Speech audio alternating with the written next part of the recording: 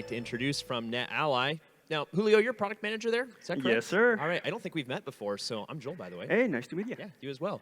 Yeah, ladies and gentlemen, Julio Petrovitch from NetAlly, take it away. Well, thank you, Joel. Well, good afternoon, everyone, and thank you very much for your time this afternoon. So, first, a little more of an introduction. Like Joel mentioned, my name is Julio Petrovitch. I'm product manager for NetAlly. And one question that may come to your mind is, who or what is NetAlly? So NetAlly basically is the team that created the AirCheck, Link Runner, Link Sprinter, OneTouch, and for those that have a long memory, the Air Magnet product line. So now you may be asking yourself, whoa, weren't those products being sold by some other company that also started with Net? And if you're asking yourself that, the answer is yes. The difference here, or what happened, is that about a year ago, basically that other company decided to divest what they used to call the handheld products. And we became our own separate company called NetAlly. So if you own any of the products we mentioned earlier, now you know they're not part of the other company anymore. They're now part of a company called NetAlly. So now that the introduction is done, let's move on and talk a little about Wi-Fi troubleshooting and breaking the layer 2 ceiling. So this may have happened to you in the past, but with the explosion of IoT devices out there, there's a lot more devices connecting to the wireless network. And there's a lot more chipset vendors out there too. So you may have noticed that besides the common Intel, Microsoft, Apple OUIs, there's now some other interesting OUIs out there, like Murata or Honhai. And even though I'm sure some of you guys know who these companies are, most people in reality has no idea who they are. So how can we figure out, for example, let's say you find an unauthorized device on your network, or you have your monitoring system triggers and says, this Murata device is out there, or this Honhai device is out there. You're like, okay, what's that? Well, if you do a little research, for example, go to the IEEE website, you may find out that a Honhai is basically, or they are the world's 4th largest information technology company by revenue in the world. And they're all over the place. Notice that the top 10, as we can see here, are Apple, Samsung, Amazon, Honhai. Then you have others, and on the list. So reality is, these guys are pretty popular. Still, if you just see that Honhai name, you'll be like, okay, I have no idea who those guys are, or what the device is.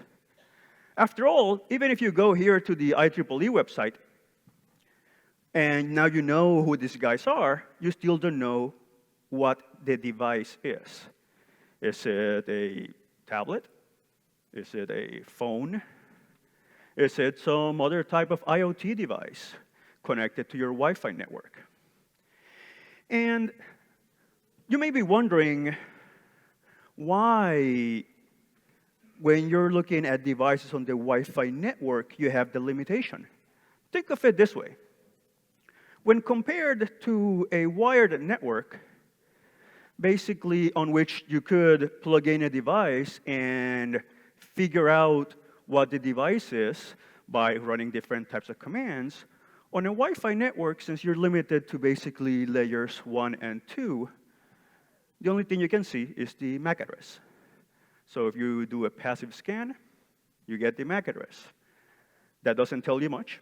Doesn't tell you what that device is. But what if we could break that layer 2 ceiling? What type of visibility could we get if we went beyond the MAC layer on 802.11 and had the same visibility that we get on a wired network, and thus allow us to run other commands like ping, TCP, SNMP, and so on? And that's basically what we want to talk about today. Imagine that you had a way to not only see the MAC address of this device, but you could also get the IP address of it. Now that you have the IP address, you've already broke that layer 2 ceiling. You're beyond that. And with that IP address, you could, for example, see what ports are open on that device. In this example here, we can see that ports 80, 443, 515, and 631 are open. So what does that tell you about that device?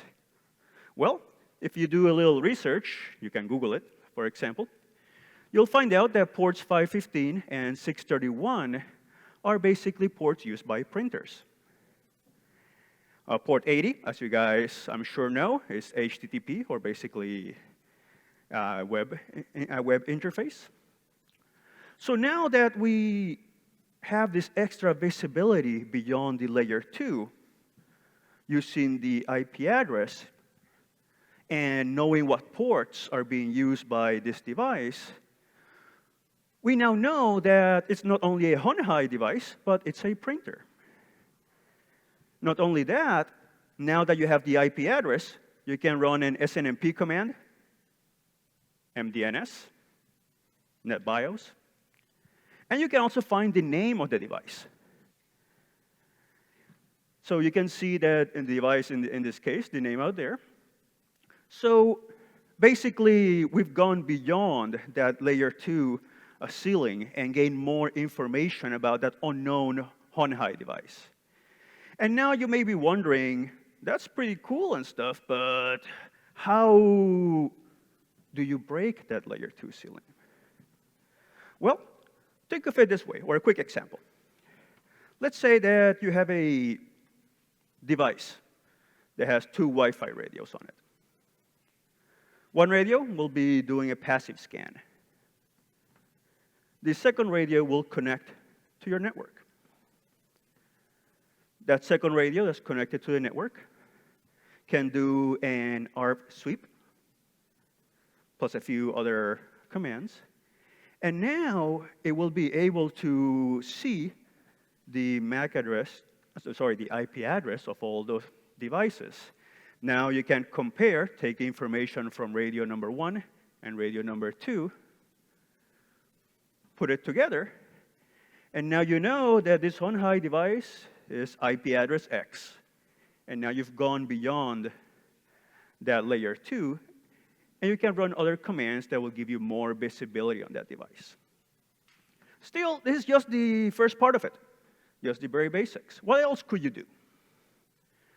Well, for example, you could see, now that you have those 2 radios with information both on the RF and the IP, you could match your printer with the RF information, and you know not only the name of the printer, the IP address, the MAC address, but you know which channel it's working, which version of 802.11 it's using. You can see the SID is connected to, type of security, and more.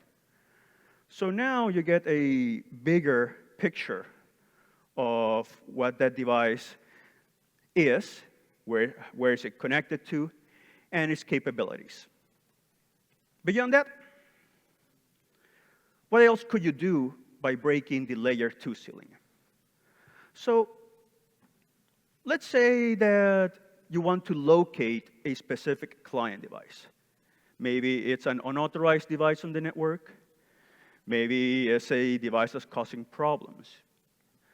If you use a normal locator tool, let's say, for example, like an air check, you may have noticed that most client devices, different from an access point, don't talk constantly.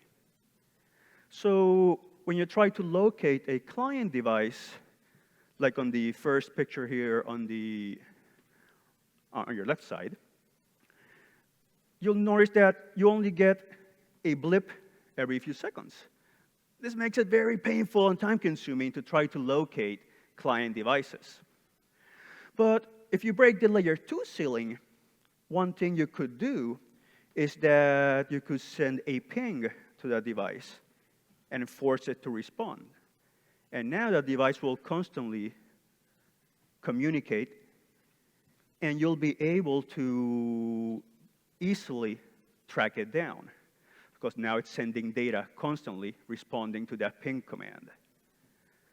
So breaking the layer 2 ceiling not only gives you information about the device, it now also makes it easier to, for example, locate physically where that device is at.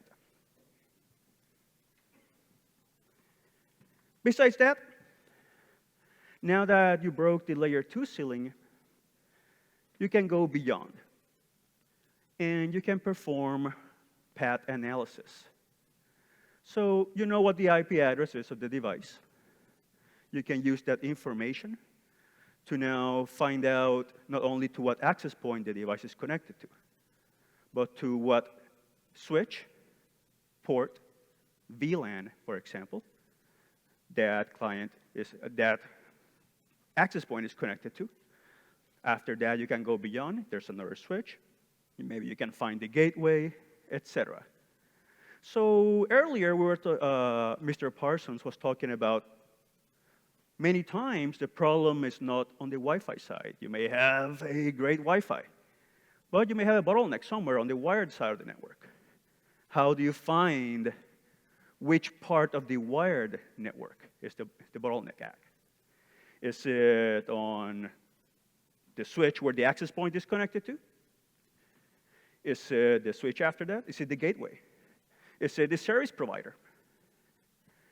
So when you get visibility on the path or the communication path that the client device is taking, you can figure out or find where the bottleneck is for that connection or that communication for that specific device.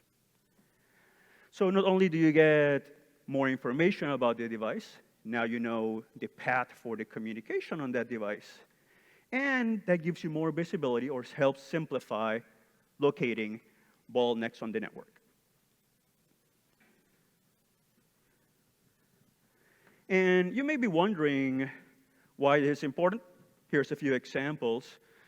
For example, in this case, we can see that our printer is connected to an access point called APCOS-US-1.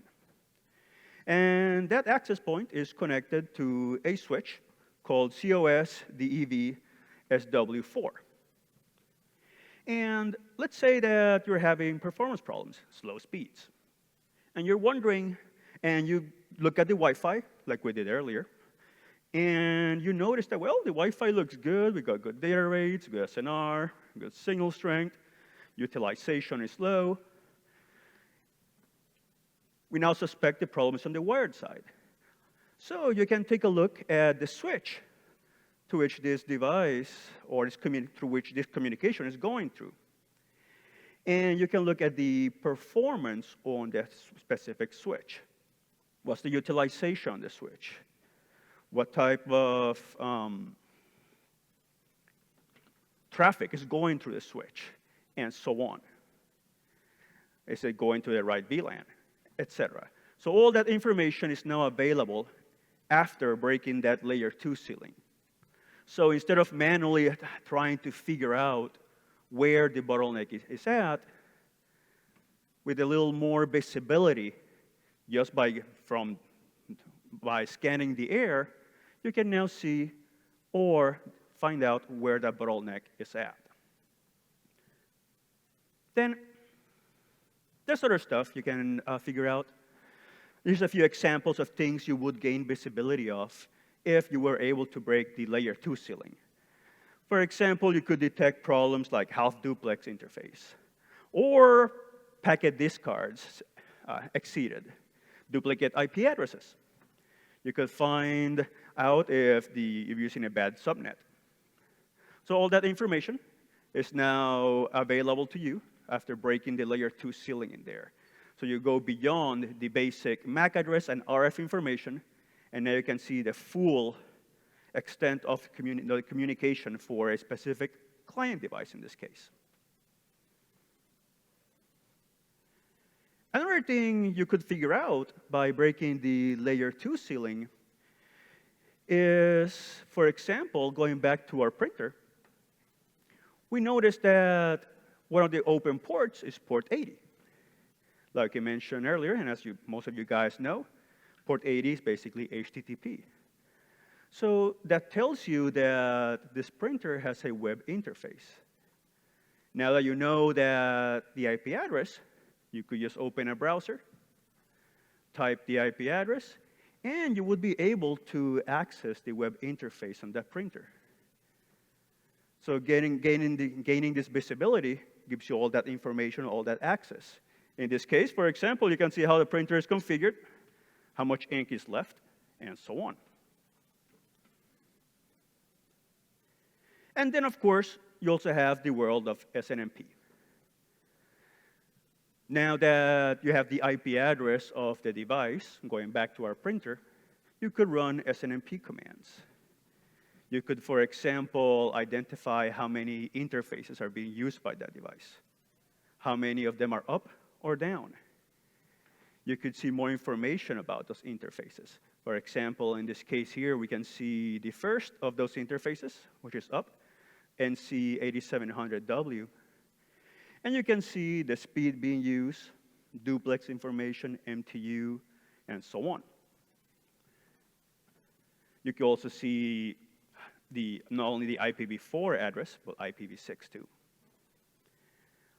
Not only that, using an SNMP command, you could see the name of the printer. In this case, it's a brother printer, and NC8700. You can see the firmware version of the printer. You can even see the version of SNMP being used by that printer. So now you've gone beyond, again, that MAC address and RF information, and you get a lot more visibility on that specific device.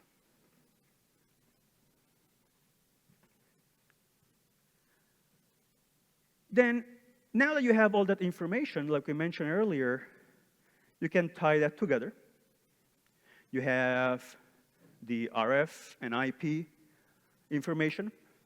Just take it, put it together, and you'll be able to go beyond all the basic MAC address information that you had before and gain full visibility. From the on-high device that we had, now we can see what the name of the device is. We can see the different services, interfaces, the type of device, the firmware being used. You can see the path of that device, which switch, port, VLAN is being used. So now you have full visibility, and that helps you simplify the process of troubleshooting the Wi-Fi network, or in this case, problems with that specific device. So you can see, again, bottlenecks, configuration problems, etc.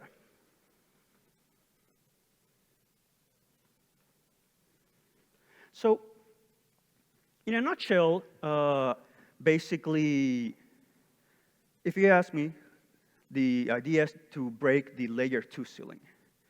It's time to go beyond that basic RF visibility of your signal strength, SNR, and so on. Why not gain the same type of visibility that we have on the wired network? After all, it shouldn't be that difficult to find out that your printer is low on ink.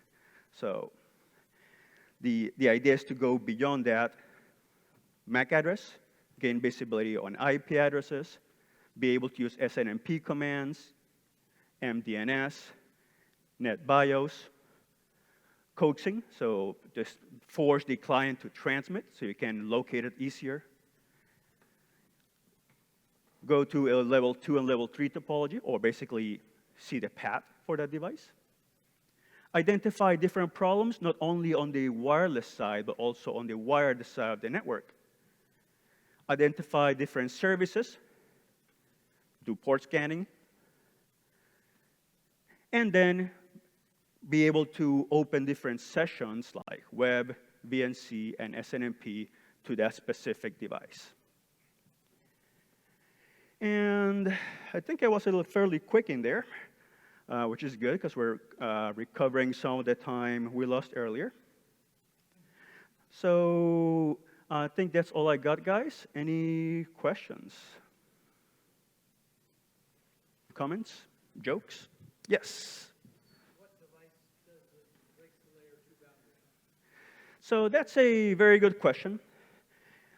Just in case we didn't have a mic, Mr. Parsons is asking what type of device will provide this visibility or break the layer 2 ceiling. So right now, in the case of NetAlly at least, we're working on a new device or a new tool that will be providing that type of visibility. So many of the screenshots you saw in there are basically from that device or that tool. Regretfully, I cannot tell you what the name of the tool is because it hasn't been released yet. Still, if any of you guys, and sorry for promoting other events, go to Prague in October, you'll be able to find more about the device, its name, and how it works. Any other questions, comments, jokes? Nope, nope, nope. Well, if that's the case, I give you back or recover some of the time that was lost, and I thank you very much for your time this afternoon.